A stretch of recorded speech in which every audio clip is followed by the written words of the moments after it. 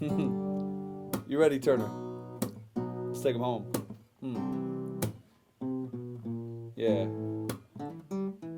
Sitting in the morning sun, I'll be sitting till the evening comes, watching the ships roll in, and I'll watch them roll away again. Oh, sitting on the dock of the bay, watching the tide roll away.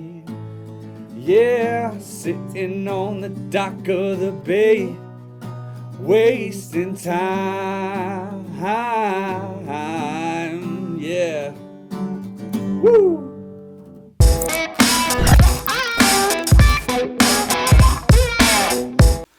Hey guys, welcome back once again to The Shift. Thank you so much for joining me.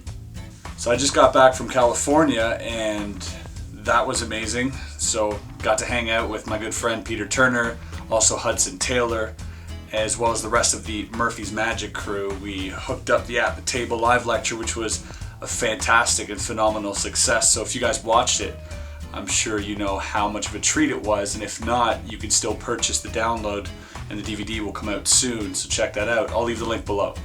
But now, alas, back to reality.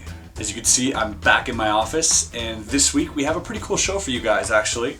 I'm only going to be reviewing or sort of talking about one effect, one that I did a video of, and I will teach you guys something. I will teach you something that I came up with, but to watch that, you're gonna have to stay tuned to the end, or obviously you can fast forward, but I recommend watching the whole thing. So first things first, let's cover the last week's winner. Last week, I think we had, what do we have up for gives? We had Touched by Morgan Strubler, and we had the other thing, Gone by Daniel Bryan. Right, Gone and Touched. So the winner of that is... Didn't even use my fingers there, you see that? Psst, mind powers. The winner of that is Dustin Karp. So Dustin, congratulations. Hook us up, or hit us up rather, on Facebook to claim your prize. To win this week's effect, simply like this video and comment below what you thought of the performance and or the product. Also, if you want to talk about the trick that I'm going to teach, talk about that as well. Just let me hear your thoughts, and I will pick one of you guys to be taking home this week's prize. You want to be checking out the At the Table lectures this month as well, or for the month of June rather. We have two very special guests. We have Kashawn Wallace, a good friend of mine and an amazing creator, definite rising star in the magic creator industry. As well, we have Joe Monty, who's performed at thousands of venues and millions of countries. This guy's just, he's been everywhere and he's seen everything. So to have him at the table with us is a real treat. And I look forward to sharing that with you guys. I'll try to leave the link below where you guys can subscribe to those. Sorry if I'm feeling a little bit laid back. I'm just kind of still jet lagged from my trip, and it's the weekend. I'm trying to get everything done. So, like I said, I only really had time to play around with one product. I got to go into the Murphy's Magic warehouse, which was nuts. I put a picture up on Instagram. You guys might want to check that out. It's like 10 rows of like 200 feet of magic, like 12,000 products, and they let me run around in there. So I picked up a few things, and one thing I did pick up, which has been out for a while, but I never got to play with it, and then when I saw it, I was like, wow, this thing is great. It is the Vanishing Pen by Sans Minds. So this thing. Vanishing Pen. This comes with a DVD and a gimmick. And the gimmick allows you to do this. Roll clip. Roll it. Roll it now.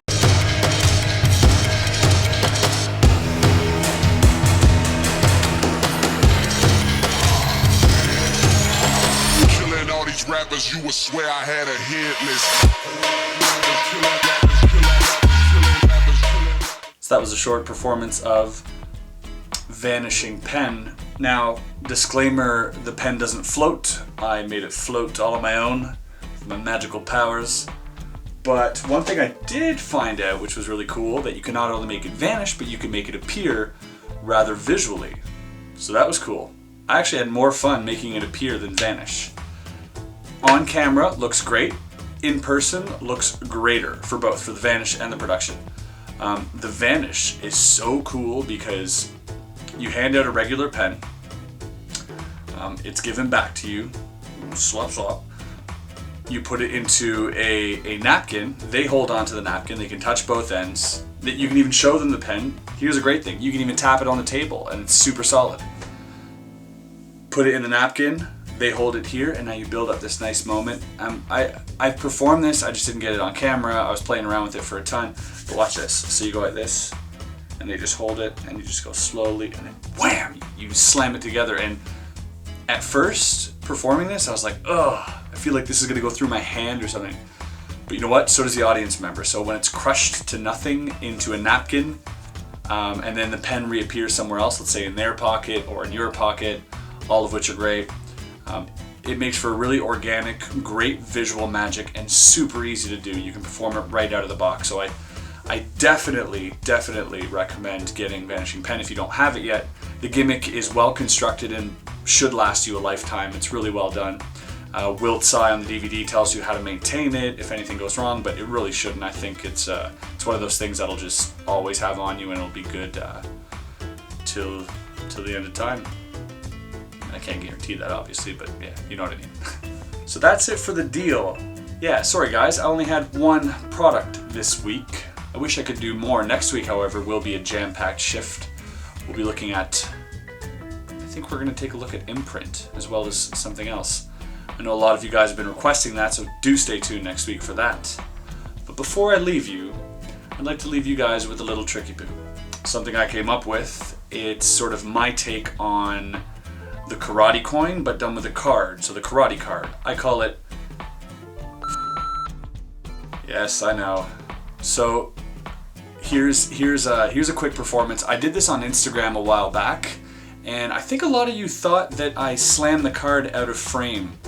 Like when I threw it up and I put my finger through it, that I slammed it out of frame. So I filmed this at a lower angle so you could see that there's no cards being slapped to the ground.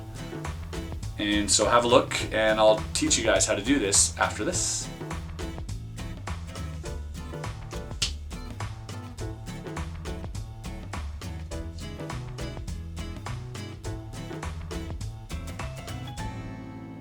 So yeah, the history behind this, I came up with this at CardistryCon. Actually, I was just goofing around. And I know, come up with a magic trick at CardistryCon, right? It's super taboo. So I jammed on it for a while and came up with that name. So, I mean, if you want to call it karate card, that's cool too. Here's how it works. Obviously, if you really want to perform this in a live situation, I really don't recommend it without tons of practice. I do it and I get away with it, let's say 8 out of 10 times. And I'll tell you why in a second. So what you want to do is get a duplicate, if you like. You're going to take a pen and just pierce the card and then shove your finger through, hence the name. And so the card is going to be left like this. You're then going to put this card in your back pocket, facing, so the face side towards your butt. Okay, so you put that, but don't put it all the way in your back pocket. Here, hold on. See if you can get that. Just kind of leave it sticking out so you can get your finger in there like that when you need to, okay?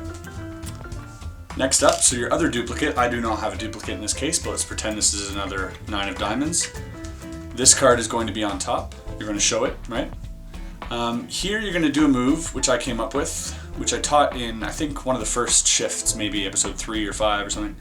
And it's a little toss-out move like this. So if you want, I'll briefly run through that. The pinky pulls down this card. So the index here, pinky here, right? You're holding it here. Pinky pulls down. And then your middle finger, this is knacky as hell, guys.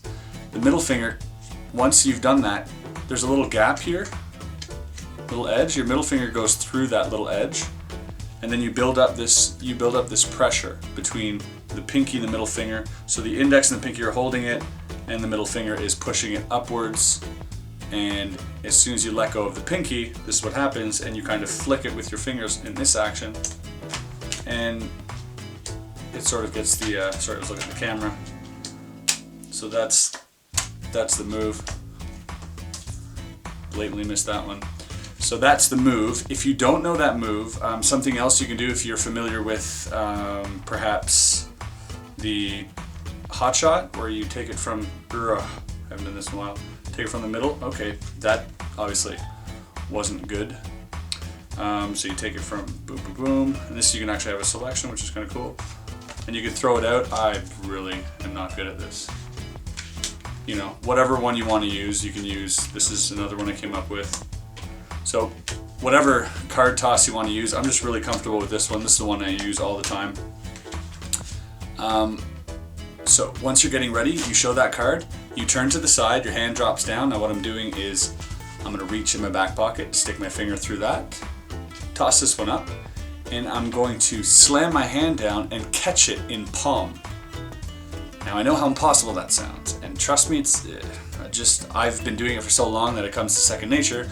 I guess with a lot of practice you'll be able to do it, but I have pretty big mitts. I got big hands, so I can catch a card laterally and it'll still be in palm.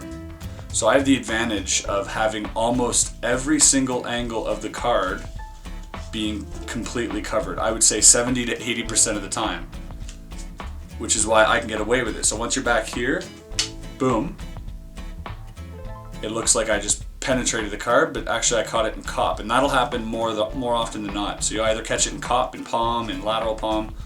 So once again, bam, like that. Now it's in cop here. Now, if this is the greatest position you could possibly be in. So what I would do is I would reach down here. You don't want to come up here and drop that. That's a little weird. You might flash. So I would just reach down here, grab it, and leave your hand to the side. Maybe go to your pocket or something. You know, and hand that out. So that is, yes, I know. It was the name I chose, so I'm sticking with it. Once again, sure your hand's empty. See, I'm going to toss this card up here. Boom. And that, as you can see, blatantly didn't work. And that's the 2 out of 10 times that it won't work. Every other time will be a great success. Boom. There you go.